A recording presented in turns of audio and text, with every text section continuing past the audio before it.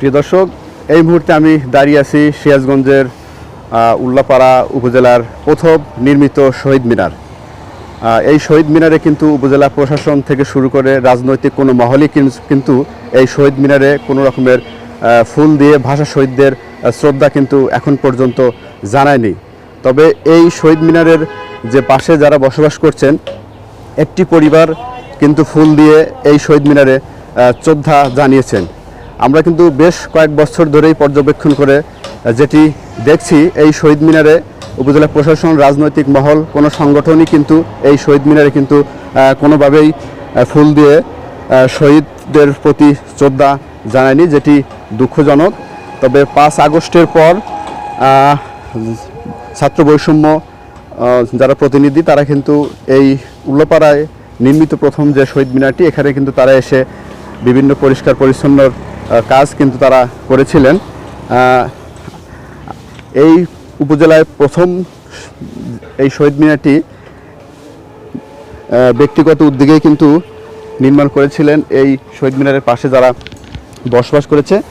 আমরা এই শহীদ মিনারের পাশে আমরা এক ছোট্ট একটি মেয়ের সাথে কথা বলবো যে এই শহীদ মিনারে এখন পর্যন্ত এই শহীদ মিনারটিতে প্রশাসনের পক্ষ থেকে বা রাজনৈতিক কোনো সংগঠন কোনোভাবেই ফুল দিয়ে ভাষা শহীদদের প্রতি শ্রদ্ধা জানিয়েছে কিনা, এই বিষয়ে আমরা তার সাথে জানার চেষ্টা করব। আচ্ছা, আপনার কাছে জানতে চাই, এটি তো উপজেলার প্রথম শহীদ মিনার, উল্লাপাড়ে এটি প্রথম শহীদ মিনার। তো উপজেলা প্রশাসন থেকে বা রাজনৈতিক মহল বা কোনো সংগঠন 2-4-10 বছরের মধ্যে এই শহীদ মিনারে ফুল দিয়ে শ্রদ্ধা জানিয়েছে কিনা, পাশাপাশি আপনারা কিছু বলতে চান কিনা?